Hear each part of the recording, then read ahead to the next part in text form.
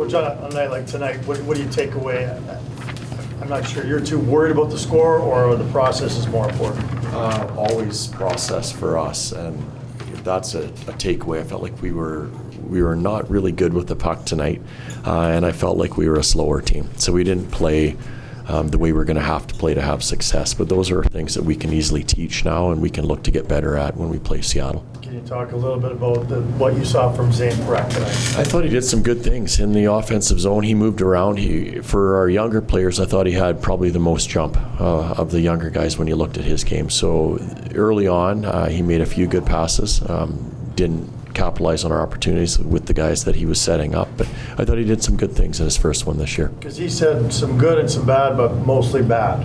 Okay. Is that just a future star being too critical of himself, or how will you handle that conversation? I don't know. I think maybe it's a young guy that's not used to being in front of media a little bit too, probably. So he's learning a lot of different things as he goes, and for us, we always we try to push the positives with players, and then we always have things that we think a player can do better, and guys will sit with him and work with him on that. Matt Vigran had some good moments. Obviously, had a turnover that led to their second goal, I believe. What do you want him to take away from it? I mean, is it a focus on not making that mistake? Or? Oh no, hey.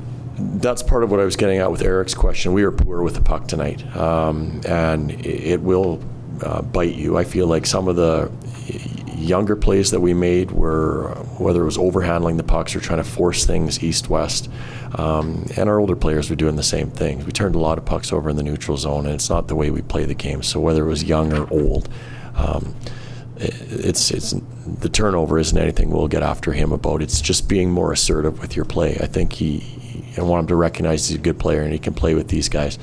Just go out and do it.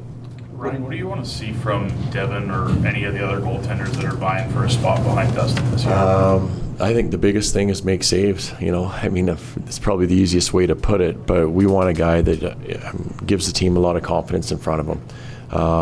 So as I mentioned earlier, I think we have good competition developing. I don't know really how the game went up north. I know the final result, so I'm assuming that our guy played well up there as well, but I don't know. You don't want him to have to put too much pressure on himself, much as the same as we talk with all our younger players. Just go and make the saves.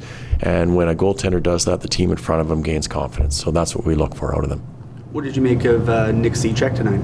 I thought he tried hard. Getting involved physically was something that is part of his role. Maybe overdid a little bit at times with the puck, but I thought he tried hard, and he was one of our better defensemen tonight.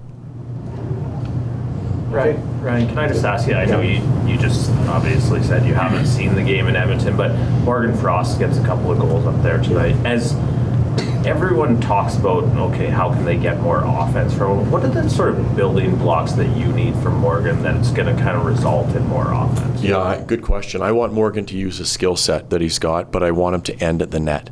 So sometimes Morgan wants to make it look just a little bit prettier than it has to, and he overpasses or he'll overhandle it at times.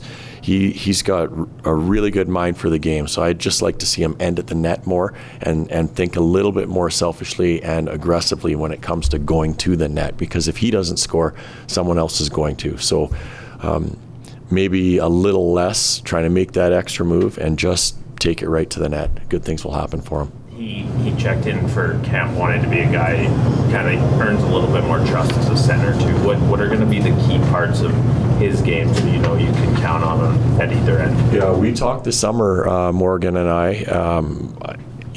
I want him to become a two-way center, much in the mold of Michael Backlund. Because you need your top guys to be used on the ice in all situations. So late in a game, if there's a face-off to be won, he needs to go out there and have coaches' confidence in him, but also confidence in himself that he can do that job. Even if it means him stepping out and taking some penalty kill face-offs for us. That's kind of the way I see his role going at times. We haven't been a good team in the face-off circle. He was probably our best guy last year. So if he can add a little bit of different layer to his game, then I think he's going to take off. Ryan, what makes it so easy to put young guys with Nazem Kadri? We've seen it with Pospisil and Zary, and then even tonight, Gridden and Coronado, some younger guys with us. I don't know. Naz is a competitor, so I think he brings a lot of people along with him, whether you're an older guy or a younger guy. Naz, he's in the fight all the time, and I think he forces people to come with him.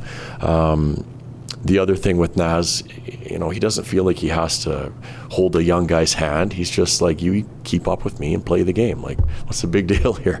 That's Naz. And I think at times he brings the best out of the people that he plays with.